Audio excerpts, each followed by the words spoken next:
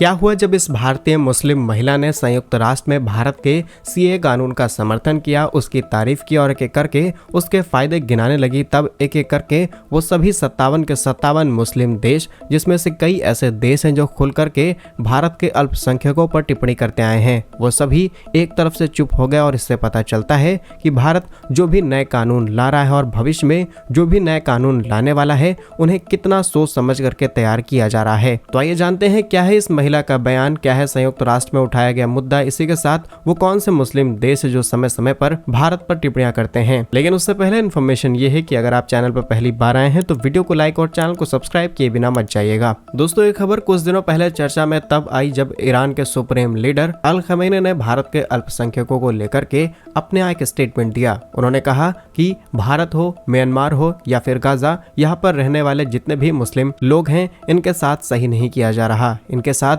भेदभाव हो रहा है और इन्हें उन देशों के अंदर जो फैसिलिटीज दी जानी चाहिए वो उन्हें नहीं मिल पा रही। और तमाम तरीके के बयान इन्होंने दिए। लेकिन ये एक देश का बयान नहीं है। इससे पहले पाकिस्तान, तुर्की, कुछ हद तक बांग्लादेश, म्यांमार, अजरबैजान जैसे देशों ने भारत के अल्पसंख्यकों को लेकर के टिप्पणियां की हैं। और ये टिप्पणियां तब तेज हो गई जब देश के अंदर सिटीजनशिप अमेंडमेंट एक्ट लाया गया। इस एक्ट का उद्देश्य यही था कि 31 दिसंबर 2014 से पहले आए हिंदू, सिख, बुद्धिस्ट, जैन, पारसी, क्रिश्चियन जो कि अफगानिस्तान में है, बांग्लादेश में है या फिर पाकिस्तान में है, और ये एक तरीके से मुस्लिम मेजॉरिटी कंट्रीज हैं, तो इन देशों के अंदर अल्पसंख्यकों के साथ ठीक व्यवहार नहीं हो रहा था। उनके साथ हर साल, हर महीने या फिर कहें हर हफ्ते ऐसी घटनाएं देखने को मिल रही थी जो कि शायद हम बर्दाश्त नहीं कर पा रहे थे। इसीलिए एक ऐसे कानून की जरूरत थी ताकि इन लोगों को हमारे देश के अंदर लाया जा सके और इन्हें इनके देश और इनकी मेजॉरिटी पॉपुलेशन के साथ आसानी से रखा जा सके। और इसमें कुछ गलत भी नहीं है,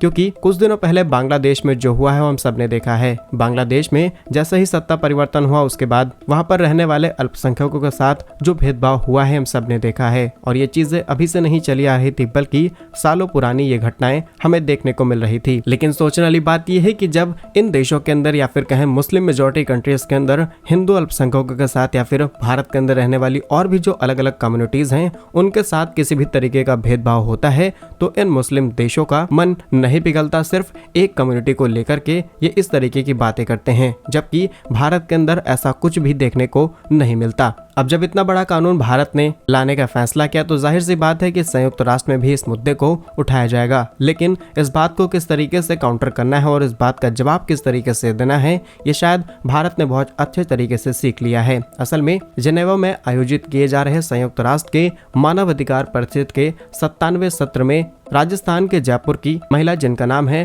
फैजा रिफत, इन्होंने सीए कानून की जम करके तारीफ की, इस कानून का समर्थन किया और खुल करके कहा है ये किसी भी नागरिक की नागरिकता को छीनने वाला कानून नहीं है, बल्कि नागरिकता देने वाला कानून है। यानी कि इसमें साफ शब्दों में कहा गया है कि 31 दिसंबर 2014 से पहले भारत आए उन सभी हिंदू, सिख, बौद्ध, जैनियों और पारसी को फायदा होगा, उन्हें नागरिकता दी जाएगी। और ये अलग अलग देशों के अंदर अल्पसंख्यकों की तरह ट्रीट किए जा रहे थे। और ये तो बात हो गई इंटरनेशनल और अलग अलग देशों के साथ, लेकिन कई चीजें देश के अंदर भी देखने को मिली हैं जो कि शायद नहीं होनी चाहिए थी। असल में कई पॉलिटिकल पार्टीज ने ये एजेंडा उठाया कि ये नागरिकता छीनने वाला कानून है, बल्कि बहुत तरीके के एलिगेशन इस कानून के ऊपर लगाए गए, लेकिन इस कानून के अंदर कहीं भी ऐसा नहीं लिखा है कि ये नागरिकता छीनने वाला कानून है। और जैसे ही ये बयान भारत की तरफ से संयुक्त राष्ट्र में दिया गया, किसी भी देश की तरफ से चू तक नहीं निकला है। इसी के साथ हम आगे और बढ़ना चाहेंगे, जहां पर इसी कानून को लेकर के भारत के होम मिनिस्टर अमित शाह ने भी एक बड़ा स्टेटमेंट दिया है।